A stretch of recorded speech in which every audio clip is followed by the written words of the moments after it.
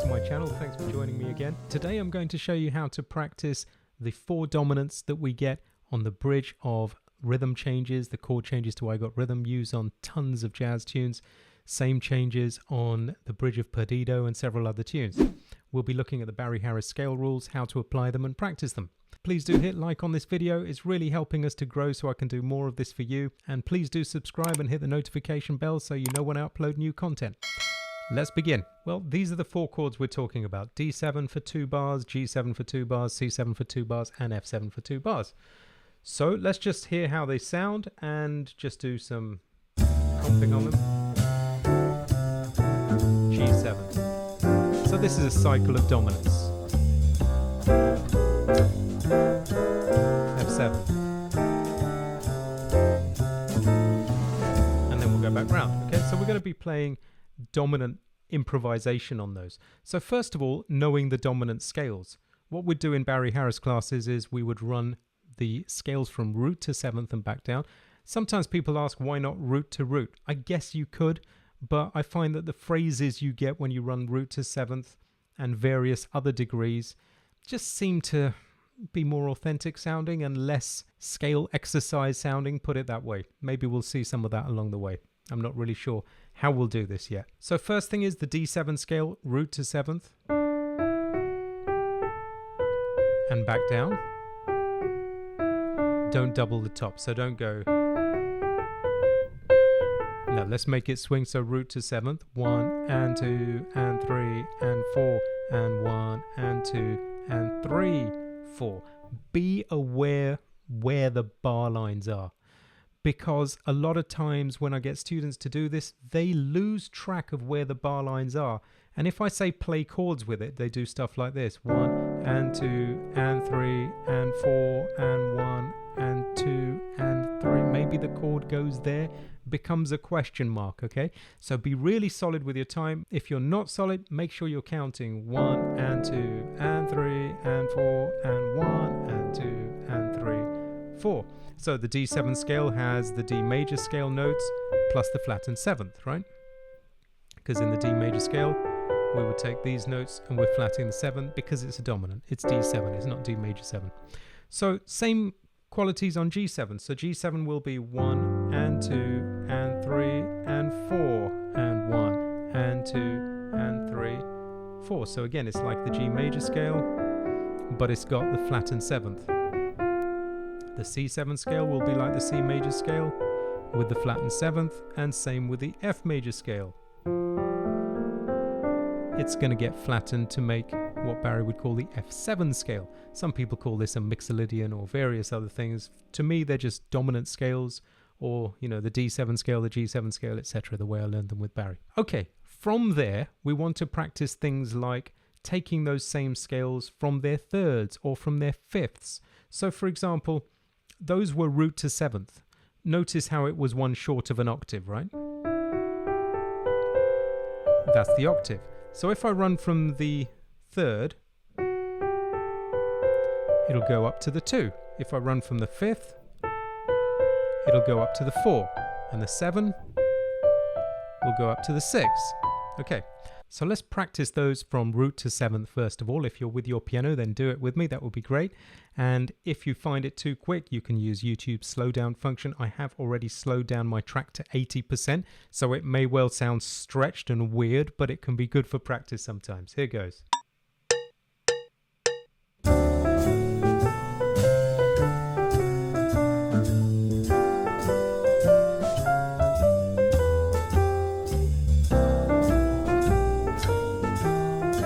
F7 coming up.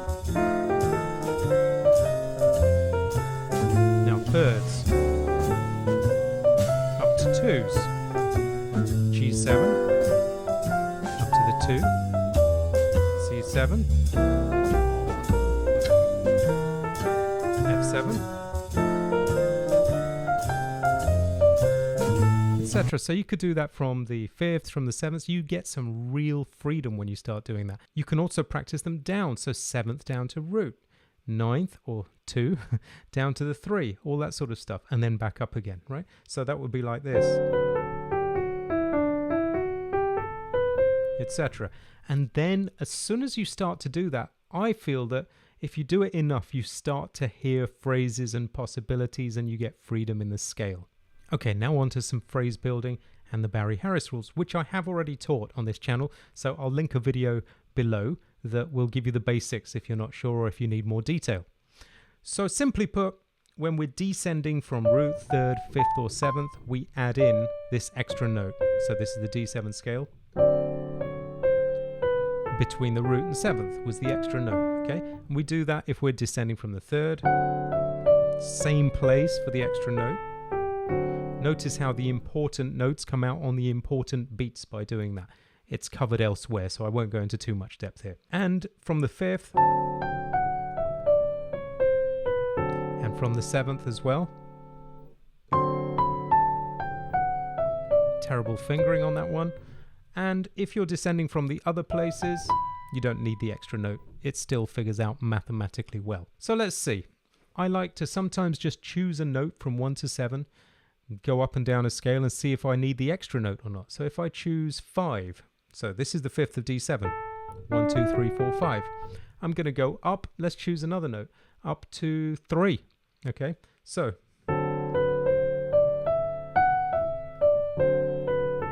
see, I didn't need the extra note, let's see why. 1 and 2 and 3 and, because the 3 didn't come on the beat, it came off the beat. The 2 came on the beat. So these are things you become aware of after a while. When people start doing it, they say, how will I ever know what, when I'm playing in real time? You get a feel for it and it starts to show, if you work on it enough, it starts to show you what to do. So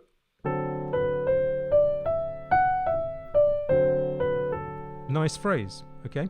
So it was from the 5, 5, 6, 7, 1, 2, 3, 2, 1, 7, 6, 5, straight back down, right? So a short scale. Let's just try and do that on all the dominants. Let me take it up to 100% just for time. Here it goes.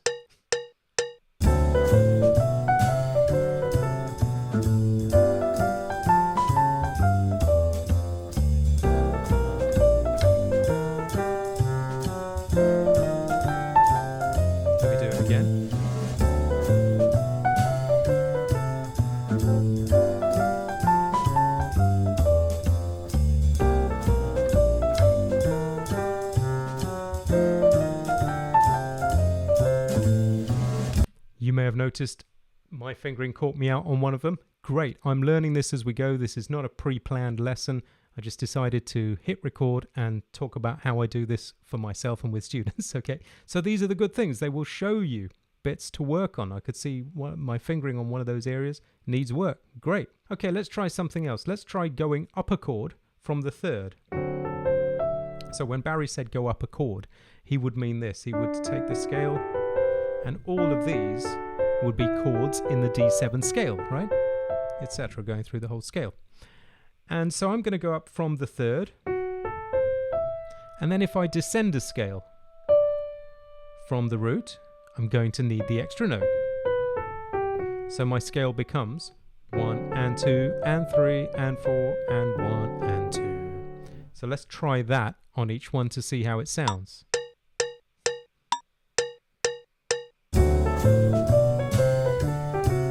From G,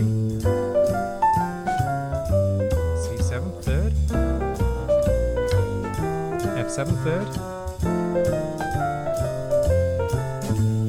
Okay, great. Next thing I would want to do, let's mess with it rhythmically. I like to do things like cutting off the first note on the same phrase and see what it sounds like. Let's see.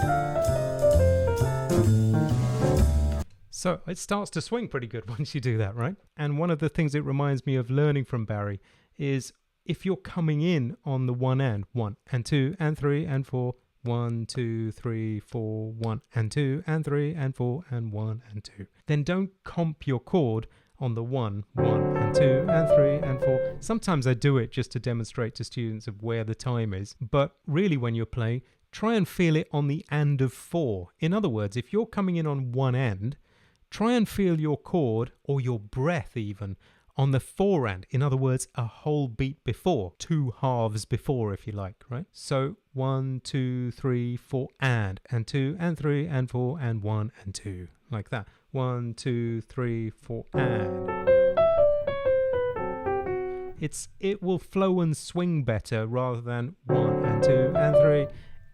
Becomes a bit more robotic when you do it like that. Okay, this time let's start on the root, go up to the 2 and come down. Put in the extra note, go up a chord from the 5. So, root, up to the 2, extra note, up from the 5, up a chord, and end on the 3rd of the scale.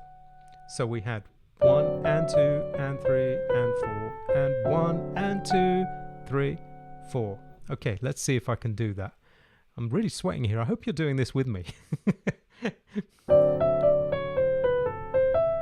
try it on the others. Yes.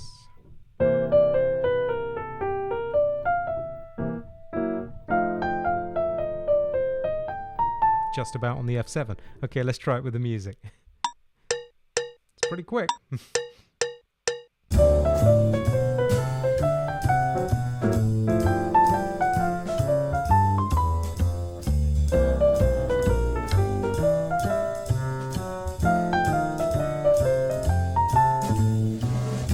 And then the same as the other stuff. Try adding a note on at the beginning or cutting a note off. So if I'm adding a note on when it used to begin 1 and 2 and 3, then instead it will begin 1, 2, 3, 4 and 1 and 2 and 3. That extra and on the 4 could be any note you like that sounds good. I'll use the 5th. Great, okay. It could have been the 7th or a half step. Could be any of those things. I'll use the half step just to demonstrate, okay? So let's do it on all 4.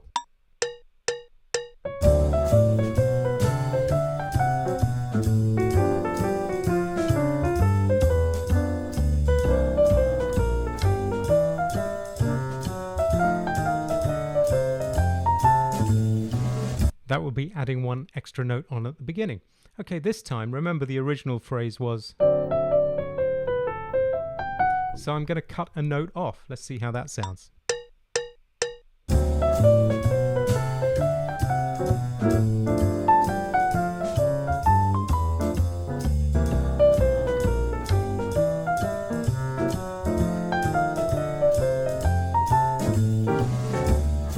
I really like that. I really like that. So you always get to something that you really like and you want to practice if you work on them long enough. So that's just a tiny example of how to drill the Barry Harris scale rules on 4 chords that come up all the time. If you enjoyed that, then consider joining me on Jazz Skills as a member, where we have much more on these and many other tunes, including voicings, movements, stuff for beginners as well, an entire developing fluency course. We have, in fact, whole webinars on the Barry Harris scale rules, much more, and support from me as well. Thanks for watching. See you on the next one. Bye for now.